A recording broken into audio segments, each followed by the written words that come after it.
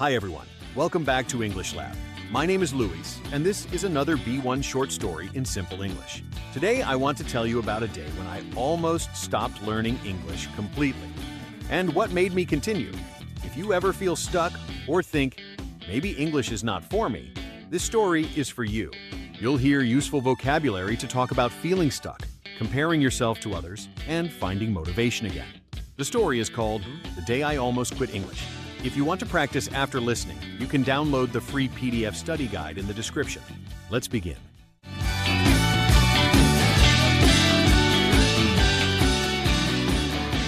Many years ago, before London, before working in English, I had a very difficult period with the language. At that time, I was studying at home after work. I watched videos, did exercises, and tried to speak. I followed many study plans from YouTube. I repeated phrases with teachers on the screen.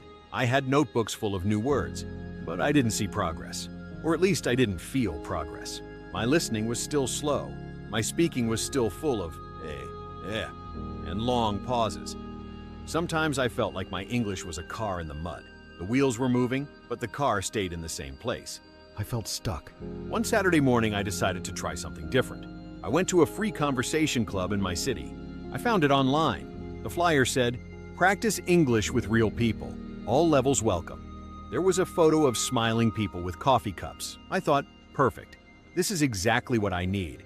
Real people, real English, no homework. I arrived at a small room in a library in the center of the city. The room was bright, with big windows and plastic chairs in a circle.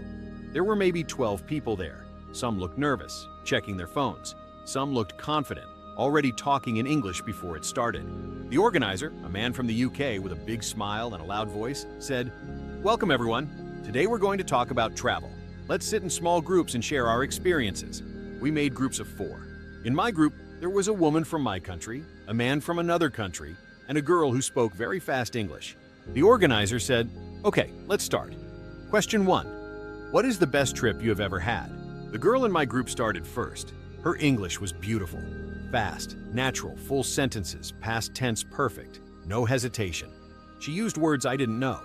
The others in the group listened and smiled. She sounded like a YouTube video. She sounded like the teachers in the listening exercises. I watched her and thought, wow, she is so good. Maybe she doesn't even need this club. Then the man spoke. He was not perfect, but he was relaxed. He laughed, he made jokes in English. When he didn't know a word, he used another one, or explained it in a simple way. He didn't care about mistakes. He was enjoying himself. Then the woman from my country spoke. Her English was better than mine. She used expressions I didn't know. She sounded confident. I felt smaller and smaller with every sentence. Then it was my turn. Everyone looked at me. In my head, I had a nice story about a trip with my family to the mountains. I wanted to talk about the small house we rented, about the cold air in the morning, about the time we got lost on a walk and found a beautiful lake. But when I opened my mouth, everything felt wrong. I started. My best trip was, with my family. Some years ago. In that moment, I could hear my own voice like an echo. I could hear my own mistakes. I could hear the grammar problems. I heard my accent. I heard my pauses. I heard my a. The others waited politely. No one laughed. They were kind. But I felt terrible. I continued. We went to the mountains and it was very, beautiful and cold, and we walked a lot. I wanted to say more. I wanted to say something interesting, something funny, something special. I wanted to describe the lake, the fire at night, the jokes with my brother, but my words were small and broken. My story looked like a big house in my head and a tiny, ugly box coming out of my mouth. After I finished, the girl said, "Oh, that sounds nice." The man smiled and said, "Cool." The conversation moved on, but inside I was not okay. For the next 20 minutes, I almost didn't speak. I watched the others talk. I watched how easily the words came for them.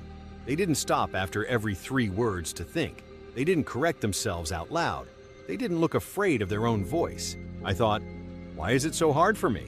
I study. I try. I do everything teachers say. But nothing changes. Maybe my brain is not good for languages. Maybe I started too late. Maybe English is just not for me. The organizer walked around the room, listening, smiling, asking questions. When he came near our group, I tried to look normal, but my energy was down. At the end of the club, he said, "Thank you, everyone. Remember, fluency comes from practice, not from perfection. See you next week." People laughed and clapped a little, but I didn't feel the motivation. I felt heavy. That afternoon, when I got home, I was very quiet. I closed the door of my room, sat on my bed, and looked at my notebooks, my grammar books, my pens, all the tools of a good student. I thought, maybe English is not for me. Maybe I should stop. Maybe I'm just not talented. I'm tired of feeling stupid every time I open my mouth. I was very close to closing the book and putting it away forever. In my head, I started to make small goodbye plans. I will stop watching videos in English. I will cancel my apps. I will use my free time for something else. Maybe music, maybe exercise, something where I don't always feel behind. I took my notebook and opened it. On the first page, there was a sentence I wrote months before. "One day I want to feel free in English." That sentence made me even more sad. I was about to close the notebook when my phone vibrated. It was a message from a friend from another country that I met online in an English group. We were not best friends, but we shared jokes, memes, and sometimes we sent each other short texts to practice. We had never met in real life. She wrote, "Hey Luis, how are you? I'm practicing my English right now by sending you messages. Do you want to talk?" I looked at the message for a few seconds. I thought, my English is terrible. I don't want to show it to anyone, especially not now after this horrible morning. But then another thought came, quieter but strong. She is also learning. She is not perfect. We are both students. Maybe with her it's safe. So I answered, "Hi, yes, we can talk." We started texting, simple things at first. "How was your day? What did you do this morning?" I told her, "I went to a conversation club. It was not very good for me." She asked, "Why?" I tried to explain in simple English. "Other people speak very well. I feel very slow. I feel stupid." She answered, "I know that feeling. I feel the same in my Spanish class sometimes. But your English is not stupid. I can understand you." Then we sent voice messages. Her English was also B1. She made mistakes. She searched for words. She paused.